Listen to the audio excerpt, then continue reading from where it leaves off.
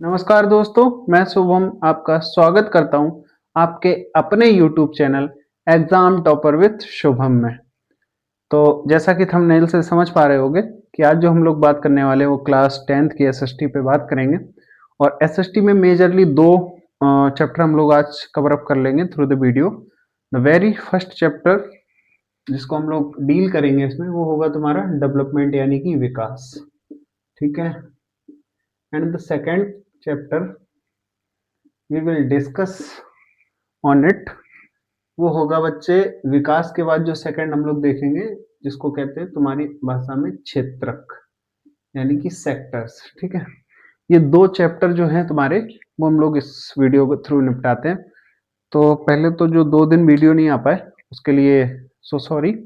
और मैं कोशिश करूंगा कि फर्दर रेगुलर जब तक अंटिल तुम्हारे एग्जाम ना हो जाए तब तक वीडियो तुम लोगों को मिलती रहे, ताकि जो प्रिपरेशन है उसमें थोड़ा थोड़ा करके इनहेंस होता रहे। तो हम लोग स्टार्ट करते हैं। सबसे पहले पहला जो चैप्टर है तुम्हारा ये इकोनॉमिक्स से स्टार्ट कर रहे हैं। समझ पा रहे हो ना मेरी बात? तो इकोनॉमिक्स में जो क्लास 10th में हम लोग बात कर रहे हैं बच्चे एस एस टी पे। ठीक है। तो सबसे पहले हम लोग बात करते हैं विकास। इसमें क्या क्या देखेंगे? सबसे पहले तो हम लोग कुछ टर्म देखेंगे। जैसे टर्म देखेंगे हम लोग, एक होती है बच्चे वृद्धि या समृद्धि। समझते रहे ना, वृद्धि या समृद्धि।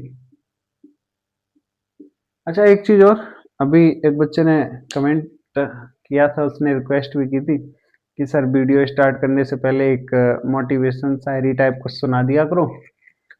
तो तुम लोगों के लिए एक व्यक्ति हैं, नाम तो नहीं याद कर पा रहा उनका, लेकिन उनकी एक कुछ लाइनें हैं वो सुनाता हूँ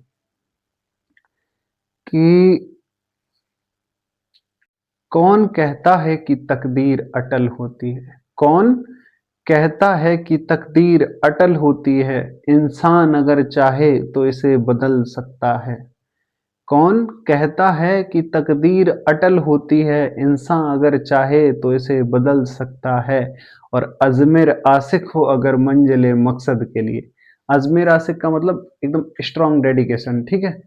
अजमेर आशिक हो अगर मंजिले मकसद के लिए, तो फिर कौन राही के इरादों को बदल सकता है। ठीक है। तो ऐसी मोटिवेशन कोटेशन के साथ हम लोग आगे बढ़ते हैं और स्टार्ट करते हैं। क्या सबसे पहले हम लोग देखेंगे समृद्धि, जो होती है जिसको इंग्लिश में हम लोग जानते हैं ग्रोथ के नाम से। किसके नाम से? ग्रोथ। इसको हम लोग इस पे बात करेंगे। ठीक है।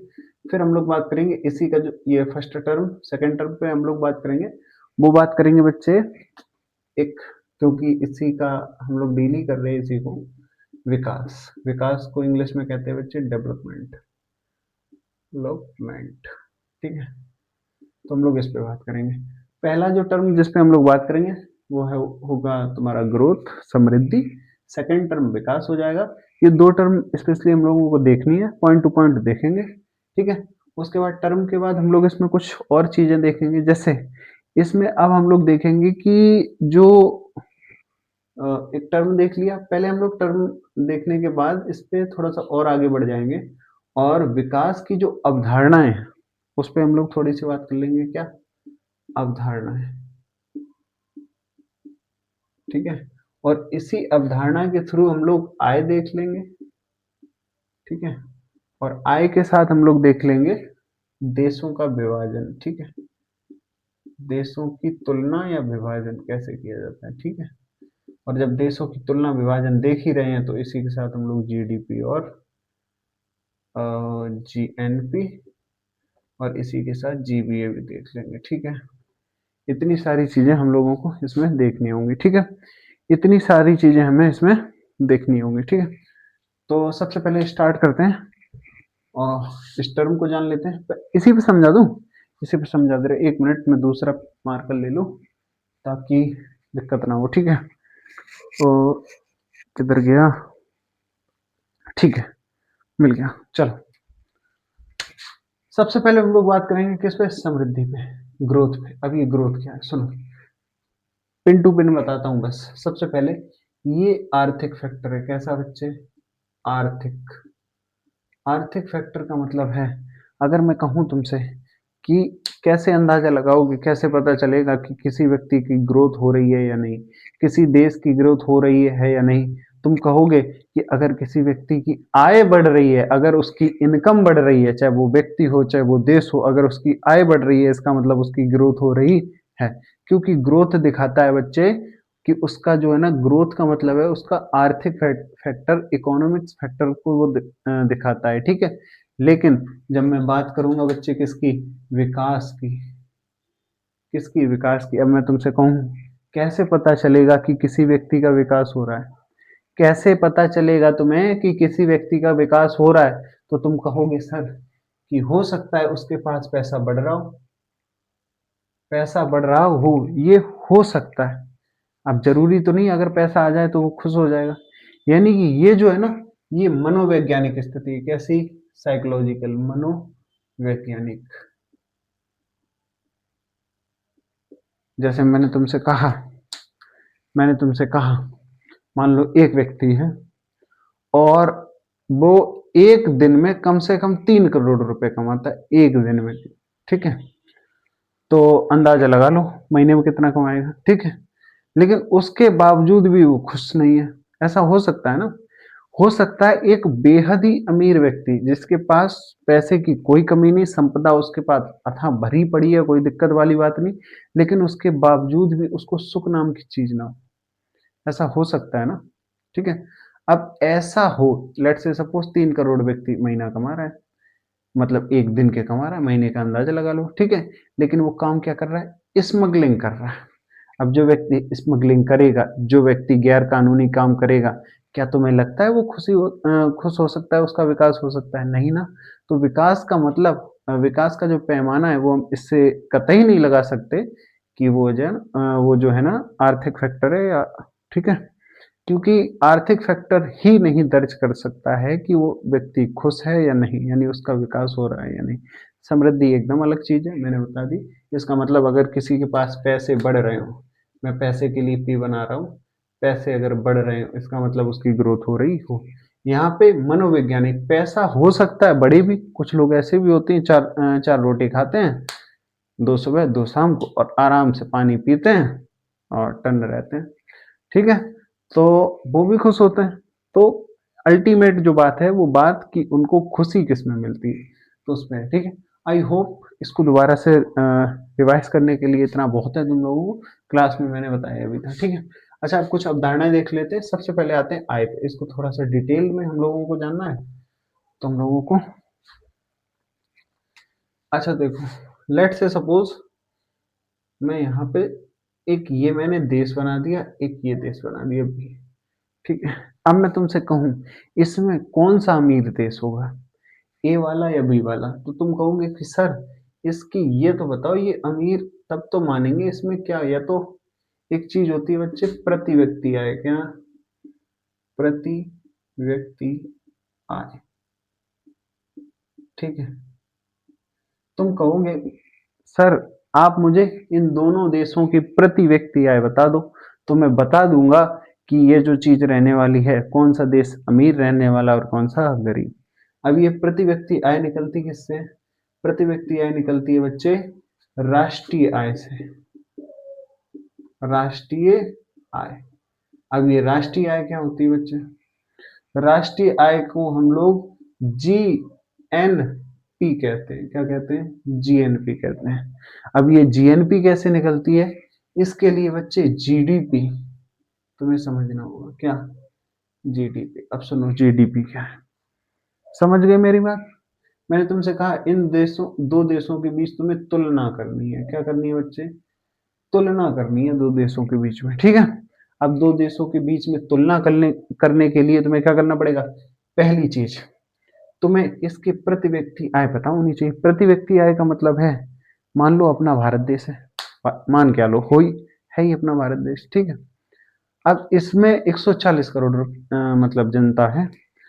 अब मैं कहूं कि इसमें प्रति व्यक्ति आय कितनी है, तो मैं कहूंगा प्रति व्यक्ति आय का मतलब है राष्ट्र की जितनी इनकम है, भारत की जितनी साल भर की इनकम है, उस इनकम में हम टोटल पॉपुलेशन जो कि इंडिया की है उसमें डिवाइड कर देंगे, यानी कि 140 करोड़ लोगों का मतलब भाग दे देंगे 140 करोड़ का, फिर जो इनकम बनती है वो एक व्यक्ति की एक साल की इनकम कहलाती है, और उसी को हम लोग प्रति व्यक्ति आय कहते हैं। ठीक है, और जो प्रति व्यक्ति आय होती है ना बच्चे, वो डिपेंड करती है, वही मतलब कहीं ना कहीं तय करेगी आगे जाके कि वो देश है अमीर है या फिर वो देश गरीब है। ठीक है, इतनी बात समझ पाए।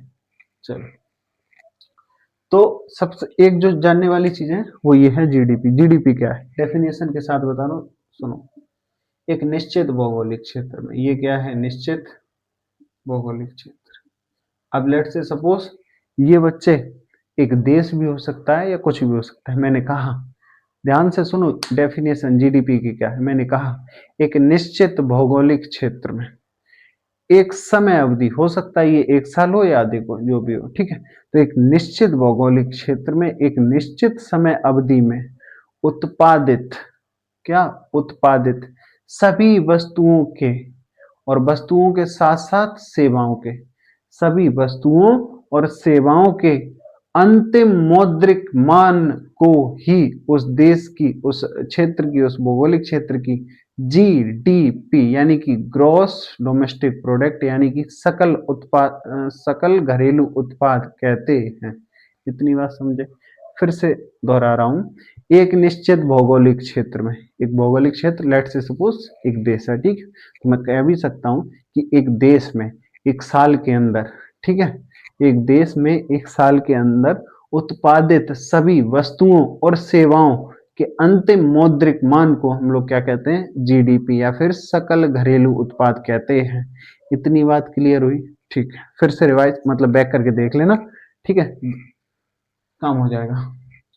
अब सुनो, इसका मतलब है एक साल के अंदर तुम्हारे देश में जो कुछ भी पैदा होगा, चाहे अब पैदा क्या होगा, या तो वस्तुएं, ठीक है, जैसे लेट से सपोज तुमने एक मार्कर बनाया, ठीक है, अब कहीं से प्लास्टिक लाई, कहीं से इंक लाई, कहीं से नील लाई, और तुमने सांस का जोड़ लिया और फाइनली तुमने इसको बेच दिया। ठीक है, ये क्या है, प्रोडक्ट। अब मैंने तुमसे कहा तुम्हारे देश में है डॉक्टर। अब डॉक्टर तो कोई चीज बेच नहीं रहा, तो कब वो कमा नहीं रहा, क्या वो अपने देश को आगे बढ़ाने में योगदान नहीं दे रहा, तो उसकी आय कैसे अंदाजा निकालोगे। तो उसके लिए हम लोग उसकी सेवा का मूल्य भी जोड़ते हैं। इतनी बात समझ पाए। कहने का मतलब है मेरा बेटा कि सब हम लोग वस्तुओं के साथ साथ इसका जो मूल्य है, किसका मूल्य, जो सेवाओं का मूल्य है, उसको भी इंक्लूड करेंगे ताकि कोई भी चीज छूट ना जाए। ठीक है, अब सुनो, अब हमने निकाल ली जीडीपी, और जो जीडीपी है ना, उसी को हम लोग कहीं ना कहीं नेशनल आय भी मान लेते हैं। बस बकायदा उसको जो विदेशी उसमें ऐड है उनको हम लोग हटा के, ठीक है, तब मानते हैं। इतनी डिटेल में जाने की जरूरत नहीं, मैंने तुम्हें एक संकेत कर दिया। ठीक है, कहने का मतलब है जो राष्ट्रीय आय जो कि थ्रू द जीडीपी हमने निकाली, इसमें टोटल पॉपुलेशन का जब हम डिवाइड कर देंगे तो निकल के आएगी प्रति व्यक्ति आय। क्या निकलेगी, प्रति व्यक्ति आय। दो तीन चीजें हम लोग सीख चुके। सबसे पहले हम लोगों ने दोनों टर्म देखे, ग्रोथ क्या है और विकास क्या है, यानी कि डेवलपमेंट और ग्रोथ और डेवलपमेंट में अंतर है। ठीक है, वो देख लिया। उसके बाद हम लोगों ने जीडीपी को देख लिया। मैं यहाँ पे लिख दूं क्या, चलो मैं यहाँ पे लिख ही दे रहा हूँ कि क्या क्या है। तो सबसे पहले हम लोग विकास के दोनों यानी कि समृद्धि देख ली, समृद्धि देख ली, और समृद्धि के बाद हम लोगों ने देख लिया क्या, विकास भी देख लिया, और इसी के साथ साथ हम लोगों ने क्या निपटा लिया, जीडीपी भी निपटा ली। उसी के साथ संकेत में राष्ट्रीय आय भी देख ली। ठीक है, और उसी के साथ हम लोगों ने क्या, प्रति व्यक्ति आय भी समझे। ठीक, आय। अब सुनो, प्रति व्यक्ति आय के अलावा कुछ टर्म और होते हैं जो तुम्हें जानने चाहिए। जैसे यहाँ पे कुछ टर्म और है, मैं यहाँ पे लिखता हूँ। एक होता है शिशु मृत्यु दर, कई बार पेपर में मिलेगा, शिशु मृत्यु दर, इंग्लिश में इसको कहते हैं, इसको हिंदी में कहते हैं शिशु मृत्यु दर, और इंग्लिश में इसको कहते हैं बच्चे शिशु मृत्यु दर, चाइल्ड मोर्टेलिटी रेट। क्या कहते हैं इसको, चाइल्ड मोर्टेलिटी रेट। ठीक, इसको एक टर्म होता है बच्चे एम एम आर, जिसको कहते हैं मदर मोर्टेलिटी रेट, इसका मतलब है मातृत्व मृत्यु दर। होता क्या है इसको समझ लो। लेट्स से सपोज एक साल के अंदर या किसी एक समय अवधि में 1000 बच्चे पैदा हुए। उन 1000 बच्चों में से ऐसे कितने बच्चे हैं जो एक साल के अंदर ही मर गए, एक साल के अंदर ही क्या हो गए, मर गए। लेट्स से सपोज 1000 बच्चे पैदा हुए और उनमें से 4 बच्चे ऐसे हैं जो एक साल से कम उम्र पे मर गए, तो हम कंसीडर करेंगे कि जो शिशु मृत्यु दर है यानी चाइल्ड मोर्टेलिटी रेट जो है वो है 4। समझ पाए इतनी बात? बस सेम होता है मदर का, उसमें मदर को कंसीडर किया जाता है, लेकिन टर्मिनोलॉजी जो है ना वो अलग है।